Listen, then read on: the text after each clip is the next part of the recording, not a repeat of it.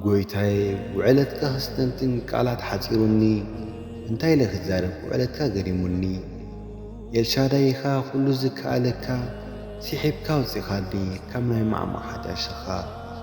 ምእንታይ መከራ ወሪድካ ሰሪ ሓጢኣተይ ኣብ መስቀል ተሰቒልካ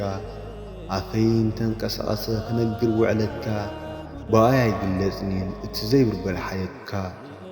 ኣነስ ክኸይድ ናብቲ ቅዱስ ቤተ መቕደስካ ቃልካ ክሰምዕ ስብከትካ ጎይታዬ ብምንታይ ክምስለካ ዝመስል የለን ንዓኻ ጎይታ ናይ ጐይተት ህያዋይ ሳምራዊ ሓጢኣተይ የቕረበለይ ጽዋኻ ክረዊ ሓጢኣተይ የቕረበለለይ ጽዋኻ ክረዊ ክብሪ ምስጋናን ዘለኣለም ንዓኻ እዩ እሞ ኣሜን። ምሳኹም ዝጸናሕኩ ኣነ እየ ኣልሓዊኩሚ